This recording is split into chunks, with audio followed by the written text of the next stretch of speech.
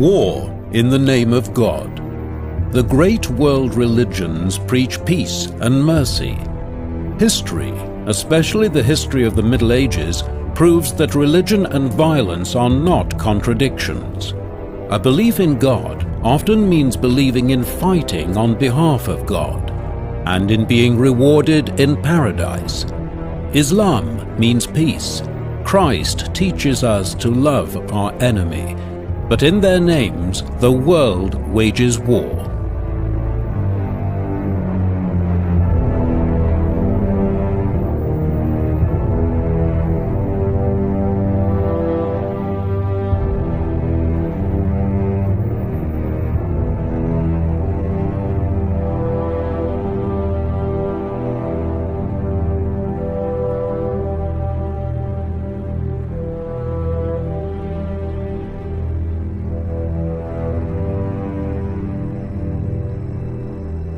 Christianity, around the year 1100, is marked by a deep sense of piety, by the desire of both laity and clergy to lead a holy life, and by the holy war against the heathen, the Crusades.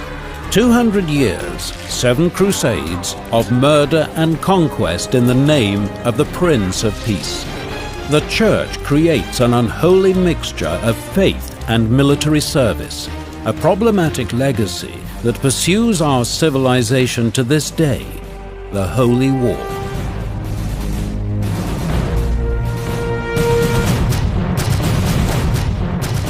It begins in the Old Testament, with the Ark of the Covenant. The chest for the tablets with the 10 Commandments has magic powers. It makes the people of Israel invincible in war, a treasure that the Crusaders are hunting for too. During the Crusades, military religious orders are founded: the Knights Templar, the Knights of St. John, and the Teutonic Order. The combination of monk and soldier is one of the most bizarre inventions of the Middle Ages. Religious orders at war against the heathen. But what did this mixture of religion and violence, inexplicable to us today, mean to people in the Middle Ages? Man hat ja immer wieder im Zusammenhang mit den Kreuzzügen die Gewalt im Namen des Christentums. Talking about the Crusades, the tendency is to see the violence in the name of Christianity as a particularly serious crime. However, one should remember that the Middle Ages, and particularly the High Middle Ages, were an age of violence. So if you see the Crusades in this context, then they were perhaps just an extreme expression of what was a mundane and daily feature of medieval life. Gewalt, die überall anzutreffen ist, im Mittelalter anzusehen ist. And yet, even in the Middle Ages, there are some of the faithful who are appalled by the association of war with the abused Son of God who preached love and peace. The East Roman Christians in Byzantium, whose monks strive for the ideal of seclusion from the world, find the holy knights more than suspect.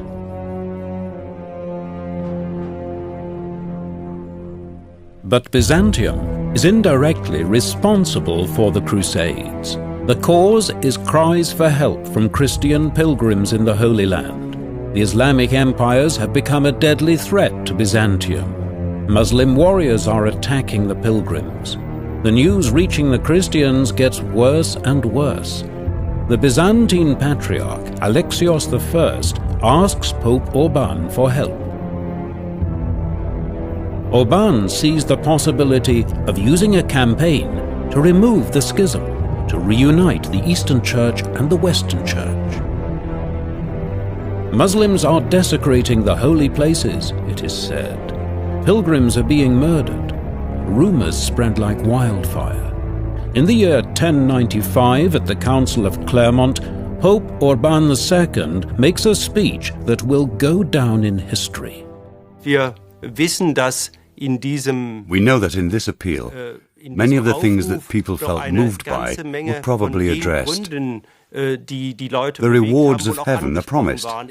There is the encouragement to act with knightly virtue, the call to liberate the holy places in Jerusalem again, and to make them accessible to pilgrims. All this is combined in these 4 reports, and recently there has been speculation as to how the Pope invested his words with a full range of symbolic capital. He sighed, he wept, he obviously gave a rhetorically brilliant performance, which is why the reports say that the whole mass of people cried out, Deus le vult, God wills it. In 1096, under the command of the monk Peter the Hermit, 30,000 enthusiastic believers set out on the Paupers' Crusade, 30,000 in need of food and drink. Their journey is marked by pillage and plunder. Only 3,000 return after their expedition is annihilated by the Islamic Seljuks. The same year sees the beginning of the First Crusade. Many kings take part. The Christians are under pressure to extend their empires.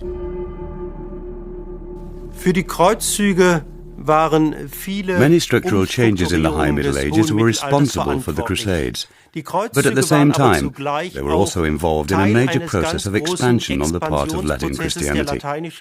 This expansion had progressed further since the early time of the conversion of the Teutons, particularly in the north. In 1066, I'm thinking of England and Denmark. It had come to a standstill. Poland, Hungary and Bohemia had been integrated into Latin Christianity around the year 1000, and then during the 11th century. In the south and southwest, the Muslims in South Italy and the Iberian Peninsula were pushed back so that Latin Christianity expanded there too. The First Crusade is a European enterprise. From France, Normandy, Flanders and Lorraine, a stream of knights make their way to Palestine to free the Holy Lands. It will take 3 years and many battles until they stand before Jerusalem.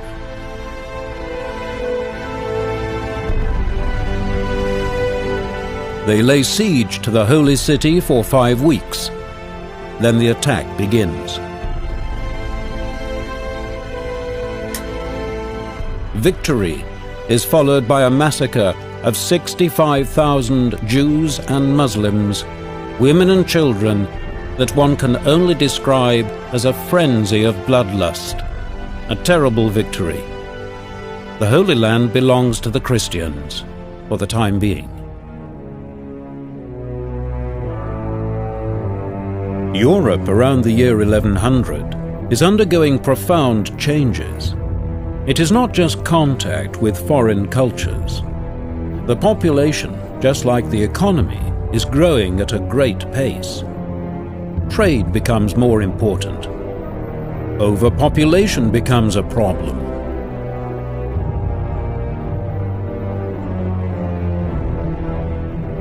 Who rules over all these people? Monarchs and the church are locked in power struggles. Everywhere there is change and expansion. The Crusades are part of this. The Crusades are not a clash of civilizations between Christianity and Islam. Christianity is divided, Rome and Byzantium. In the early Middle Ages, the Byzantine Empire, the first Christian empire, was 20 times wealthier than Rome. But weakened by constant wars, exhausted by a vast administrative apparatus, its power is now slowly draining away. Byzantium, with its capital Constantinople, has called on the Crusaders for assistance, but it mistrusts them, justifiably, as will soon be seen. Hitherto, the Byzantine Church has dominated Christian theology, but that too will change. The Crusaders hire ships to take them to the Holy Land, an excellent business that makes many Italian cities rich. The Crusaders are becoming the economic factor of the Mediterranean region. Taking part in the crusade represented the value of 6 years' labor. There has to be a powerful motive to endure the hardships and the risk of death.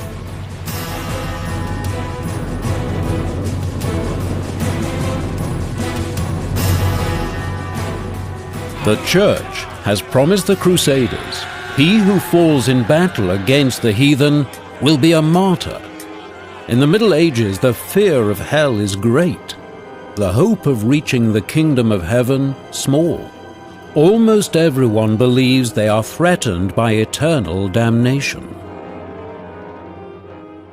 Man sollte sich fragen, warum das für die The question is Leute why des the Mittelalters opportunity so to wichtig become a war, martyr was so möglicherweise auch important to people in the Märtyrer Middle werden zu Ages. können. Nicht Not jeder everyone wollte es wanted vielleicht, it, aber perhaps, es werden zu but the können, chance of becoming one was ausgesprochen extremely wichtig, wenn man sich important. nur einmal You only das have to think of 20. chapter Kapitel 20 of the Apokalypse Apocalypse, the book of erinnert, Revelations, denn where it is prophesied, prophesied that martyrs will immediately enjoy eternal life at the heavenly altar, teilhaftig werden des ewigen Lebens, while others während will have to wait their andere allotted noch time entsprechende before they Zeiten even have a warten chance müssen, of bis sie tasting the überhaupt joys of möglicherweise die heaven. Freuden des himmlischen Lebens genießen können.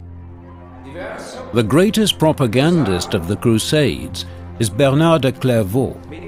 On the one hand, a devout mystic.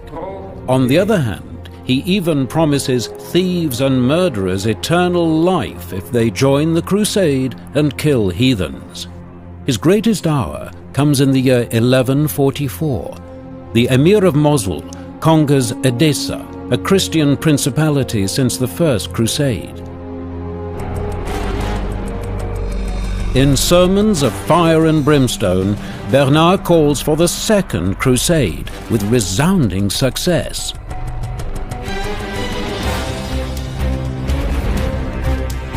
But it ends in military disaster.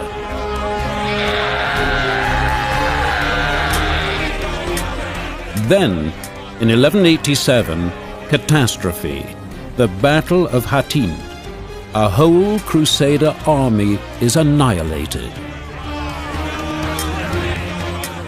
The legendary Saladin defeats the Christians. Jerusalem falls.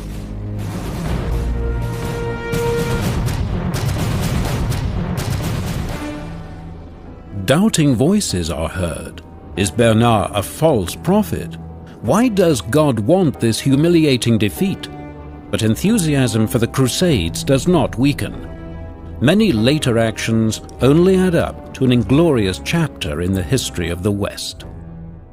Der sogenannte vierte Kreuzzug ist aber besonders interessant. Now, the so-called Fourth Crusade is particularly interesting because it heads not for the Holy Land, but for Constantinople, into the Byzantine Empire from 1202 to 1204. Flotte bereitgestellt, hatte Kreuzfahrer Venice had provided a fleet in Byzantium to transport the Crusaders and intended to secure financial support there for the crusade.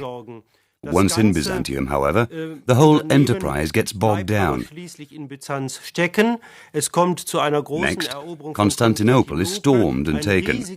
A bloody massacre ensues, and the result is a Latin Empire that lasts for about 60 years. Etabliert, das ungefähr 60 Jahre lang Bestand hat. The Crusaders remain for about a century in their territories along the eastern coast of the Mediterranean.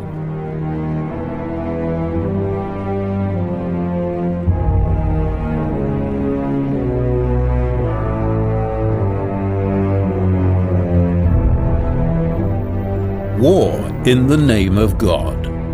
And the defeats? Punishment, say the preachers, for the many sins of the Crusaders. Sins such as gambling, theft, and lust. And remarkably, there must also be penitence for the killing, although it is a holy war. Jerusalem has been lost, but the Crusaders still have their castles and territories. For the nobility, was the prospect of new kingdoms not the most tempting feature of the Crusades? The many power struggles among the Muslims helped the Crusaders to secure the borders of their principalities. Numerous castles served this purpose. The orders of knights, however, are reluctant to acknowledge a superior command. They wish to act independently, as if these new rulers didn't exist. Indeed, there isn't a great deal of unity anyway among the Christian empires. The Normans of Antioch are in conflict with the Byzantines, and some of the Crusader states also fight against each other, sooner or later.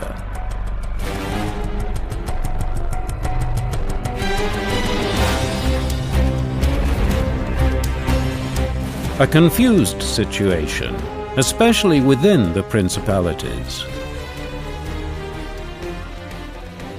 In dieser Zeit hat man natürlich At this time, the Crusaders had new problems to deal with in their territories.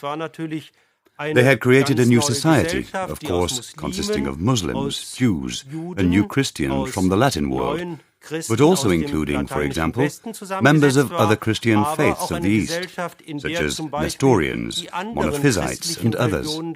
You had, if you like, to gather together all these different religions and cultures under one roof.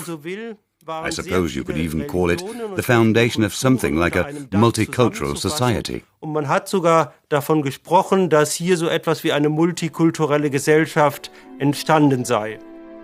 An optimistic description, but not necessarily wrong. As an occupying power, the Crusaders, like the Muslims, were quite bearable. Business as usual is perhaps an accurate description of the mood in the Crusader states. The Arabs have to pay taxes, but they are not persecuted for their faith. In many areas, especially technology, medicine and crafts, the Muslims are far more advanced than the Crusaders.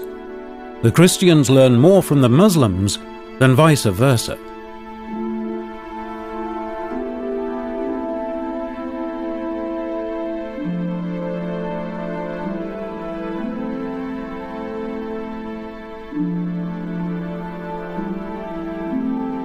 And cultural superiority also informs the way the Muslims see the Crusaders. Grundsätzlich war der Blick auf sie geprägt einerseits. Basically, the Muslims had a feeling of religious superiority. They were of the opinion that the Christian knights had a religion that was simply inferior to Islam. So we find Usama ibn Munkit beginning his chapter on Frankish customs by comparing the Franks to animals, in that they possess animal virtues, such as bravery. Er hatte Respekt für die Tapferkeit, aber sah sie He respected their bravery, but held them to be culturally inferior because they did not possess the same medical skills or techniques. And finally, very important, they had no sense of honor or shame. Und die letztendlich doch auch sehr Above all, and this was something that really struck the Muslims, the Christian knights were very liberal with their wives. So it was noticed that a Christian knight was standing on the street with his wife, and along came another Frank and spoke to the wife without the husband intervening. Stand und dann kam ein anderer Franke und redete mit der Frau und der Mann stand dabei, ohne einzuschreiten.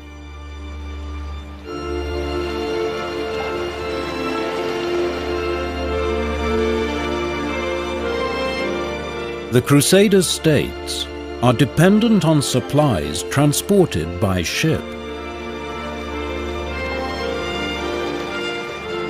The brisk trade over the Mediterranean is managed principally by the Italian city-states of Genoa and Venice. The Crusades make them fabulously wealthy.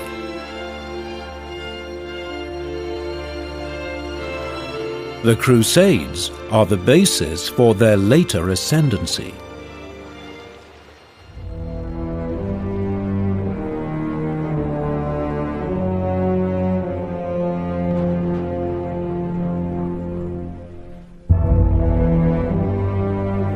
The Middle Ages is a period of conflict between church and secular power, a time of violence and strife. The Crusades transfer the disputes of the European empires to a new venue, the Holy Land. Unity among the Christians is weak, their quarrels with each other powerful.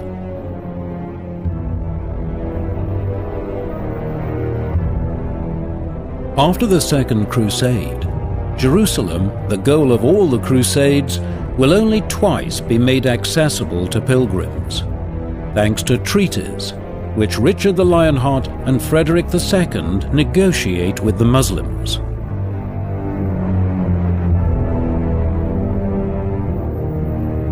The coats of arms of the two princes are amazingly similar, although they are not related. Richard's life is an example of the constant quarrelling among the Christians. Richard the Lionheart, the legendary English king, lives in France. He has only spent 6 months of his life in England. His mother Eleanor, later Queen of France and England, takes part in a crusade. His father and siblings become enemies. All his life, Richard is entangled in court intrigues, both actively and passively.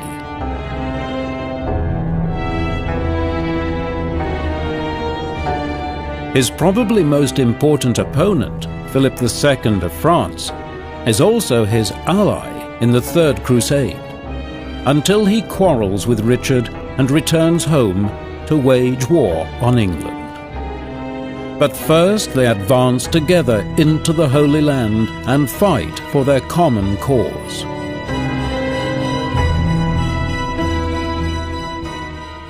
They conquer Jaffa and Cyprus, the most important base of retreat for all later Crusaders. Richard never reaches Jerusalem. He is weakened by domestic intrigue. But he negotiates with Saladin, the legendary commander and victor of Hattin. The result is a treaty which gives him Tyre and Jaffa, and pilgrims access to Jerusalem. On his return journey, Richard falls victim to a plot. He is made prisoner and taken to Germany to Henry VI. But Henry allies himself to Richard and frees him in exchange for a ransom. Change of scene. Frederick II, known as the Wonder of the World, is raised at the court of the Norman king Roger on Sicily. Sicily was once occupied by Muslims. The young Frederick comes into contact with a superior Islamic culture, a formative experience. The Castel del Monte, a symbol of Frederick's thirst for knowledge. From here he corresponds with Islamic scholars. For many of his contemporaries, Frederick's admiration goes too far. His castel is octagonal, like the imperial crown, or like the Muslim Dome of the Rock. From the Arabs he learns falconry and writes a scholarly treatise about the birds which is unrivaled for centuries. Under his rule, Muslims live in peace on Sicily. They have their own part of town. Even his bodyguards are Islamic. Very clever. Their lives depend on him. Frederick has taken a vow to lead a crusade, but he doesn't go. The Pope excommunicates him. In 1228, the crusade takes place, despite the excommunication. There are battles. But above all, there are negotiations and a treaty with the Sultan al-Malik. Frederick II's treaty is more remarkable than Richard the Lionheart's. Firstly, because it's valid for the next 10 years, and especially, of course, because the treaty is agreed without any accompanying military action. So Frederick II was hardly a military commander in the Holy Land, but rather, and primarily, a negotiator.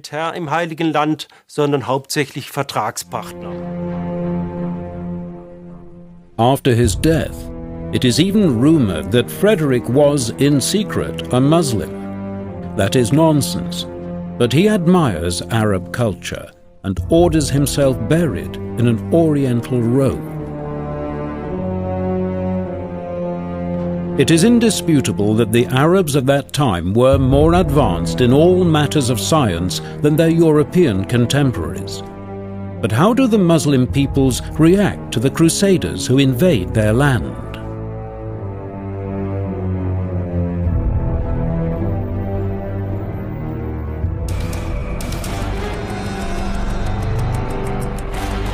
The foreign knights arrive mainly by sea.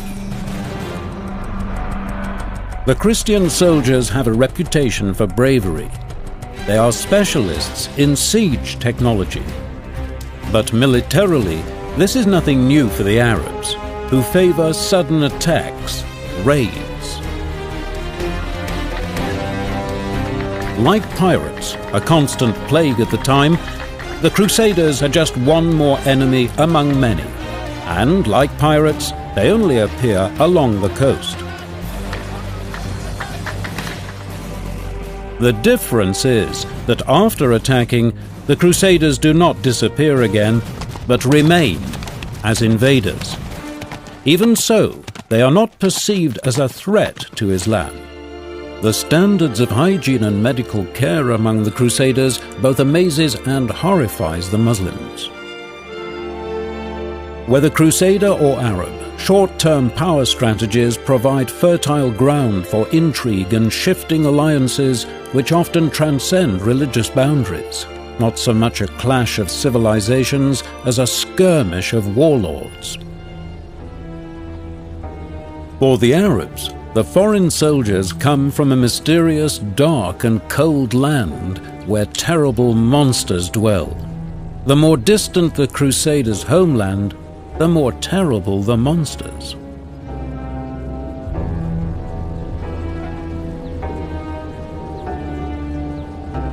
Muslims call all knights Franks, no matter where they actually come from. And yet there is an astonishing cultural bridge, the ideal of knighthood, courage and honor. Even the European tradition of troubadours singing of courtly love is probably a borrowing from Arab culture. Dieses Ritterideal ist sicherlich etwas gewesen, was die beiden Kulturen. The chivalric ideal is certainly something which linked the two cultures. In Europe as well, at this time, there was the notion of an ideal of knighthood, which was interreligious, above religion. Man denke beispielsweise an diese Ritterepen von Wolfram von Eschenbach, Parzival. Consider, for instance, the epic poems of Wolfram von Eschenbach, Parsifal and Wilhelm, which basically developed the ideal of knighthood as a link between religious faiths. In Bruderschaften eintreten, die über die Religionen hinaus a brotherhood which goes beyond religion, so that a knight could have a Muslim brother, a heathen brother, all sharing the same ideal of courage. That's the idea of the knights on their quest for the Holy Grail. Das ist der Gedanke des Gralsrittertums letztlich. The community of noble knights and their quest for truth as a bridge between mortal enemies, religious warriors. In Europe, Saladin is still admired for his chivalry, and the history of Muslims and Christians still hides many common features waiting to be discovered.